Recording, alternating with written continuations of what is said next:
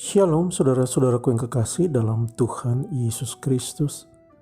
Kita berjumpa lagi dengan saya Pendeta Rudolf Manhutu yang akan menyampaikan kebenaran firman Tuhan dari Hosea pasal 1 ayat 1 hingga ayat yang ke-9. Firman Tuhan ini akan diberi judul Manusia yang Rentan. Marilah saudara-saudaraku kita siapkan hati dan pikiran kita untuk merenungkan firman Tuhan. Mari kita berdoa. Tuhan Allah Bapa di sorga, saat ini kami siap untuk mendengarkan firman-Mu. Firman-Mu akan menuntun kami menjadi kehidupan, menjadi terang dan garam di tengah-tengah dunia ini. Karena itu Tuhan, biarlah Roh-Mu yang Kudus sendiri akan menuntun kami saat ini. Sehingga kami boleh memahami kehendak-Mu dan siap memelihara, melakukannya melalui kehidupan yang beriman. Inilah kami Tuhan yang telah siap untuk mendengarkan firman-Mu. Mari Tuhan Engkau berfirman kepada kami saat ini. Dalam nama Tuhan Yesus kami berdoa. Amin. Saudara-saudaraku yang kekasih dalam Tuhan Yesus Kristus, mungkin ada di antara saudara-saudara yang diam-diam berkata di dalam hati, sungguh tega Tuhan ketika memerintahkan Hosea untuk mengawini Gomer, yang tidak lain adalah seorang perempuan sundal. Bukankah seharusnya sebagai orang yang dipilih Tuhan, Nabi Hosea layak untuk menikmati kehidupan perkawinan dengan perempuan idamannya? Bukankah ia layak juga untuk menikmati kebahagiaan? Tapi saudara-saudaraku, kalau kita simak lebih jauh lagi, kita akan temukan bahwa ternyata penderitaan Hosea bukan itu saja. Melalui Gomer, Hosea akan memiliki 3 anak yang namanya sungguh tidak elok didengar. Anak pertama akan diberi nama Yisrael, yang berarti Allah menabur. Tapi bukan menabur berkat, saudaraku, karena menurut ayat 4, nama itu dikaitkan dengan rencana Allah yang akan segera menghukum bangsa Israel. Kemudian anak yang kedua diberi nama Lo-Ruhama, yang berarti tidak ada lagi rahmat, tidak ada pengampunan. Lalu kemudian anak yang ketiga diberi nama Lo-Ami, yang berarti kita bukan lagi anak-anaknya. Tuhan menolak kita karena kita telah membelakangi Dia. 3 anak dari Hosea dan Gomer diberi nama yang sangat-sangat menggambarkan sesungguhnya murka Allah kepada bangsa Israel. Tetapi saudaraku, apakah benar Tuhan tega memperlakukan Hosea demikian? Sebenarnya untuk dapat memahami perikop ini lebih dalam, sebaiknya kita harus menempatkan diri terlebih dahulu sebagai Hosea. Lalu bayangkan bagaimana saudara sebagai seorang Hosea. Ketika sebagai seorang Hosea muda, kita selalu pasti mendambakan perempuan yang baik, yang setia, yang bertanggung jawab, dan masih banyak lagi kriteria yang diharapkan. Tapi ternyata perempuan yang harus kita dapatkan adalah seorang perempuan yang nakal, yang baik pada masa sebelum kawin maupun sesudah kawin terbiasa berhubungan dengan laki-laki lain, atau perempuan yang tidak bisa menjaga kesucian rumah tangga. Tentu betapa sakitnya hati ini. Nah saudaraku, demikianlah pula sesungguhnya perasaan Tuhan terhadap Israel. Israel yang seharusnya berbuat baik, berlaku baik kepada Tuhan, yang adalah mempelai laki-lakinya atau suaminya. Yang terjadi tidak demikian. Israel berselingkuh, Israel tidak setia.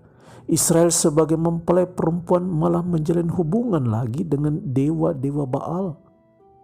Hati Tuhan terluka, saudaraku. Beberapa penafsir, saudaraku, malah menganggap dari ketiga anak yang dilahirkan Gomer, hanya Yisrael atau hanya anak yang pertama sajalah yang adalah anak Hosea bersama dengan Gomer. Ini nampak dalam ayat ketiga. Di situ terdapat kata-kata, lalu mengandunglah perempuan itu dan melahirkan baginya seorang anak laki-laki. Saya ulangi, dan melahirkan baginya seorang anak laki-laki. Kata-kata ini tidak ada lagi dan tidak muncul lagi dalam ayat 6 saat berbicara tentang kelahiran Lo-Ruhama. Kemudian juga dalam ayat ke-8, kata-kata ini tidak lagi muncul ketika berbicara tentang kelahiran Lo-ami anak ketiga. Kalau begitu, siapakah ayah biologis Lo-ruhama dan Lo-ami? Kemungkinan itu adalah hasil perselingkuhan antara Gomer dengan laki-laki lain selain Hosea. Jadi ternyata setelah kawin pun Gomer tetap selingkuh. Akibatnya apa saudaraku? Tuhan akan menabur amarahnya. Tuhan akan menghukum Israel. Kerajaan Israel akan berakhir kekuasaannya. Itu terungkap dalam ayat keempat. Lalu ayat kelima, Tuhan akan mematahkan busur panah yang adalah lambang kekuatan Israel. Mereka tidak lagi bisa apa-apa ketika berhadapan dengan bangsa-bangsa lain yang datang dan menyerang mereka. Lalu yang kedua, Tuhan akan Lo-ruhamakan Israel. Artinya Tuhan tidak akan lagi menyayangi Israel dan tidak akan mengampuni mereka. Itu terdapat dalam ayat yang ke-6. Tentu saja saudaraku, perikop ini kembali hendak menegaskan sifat Allah yang cemburu adanya.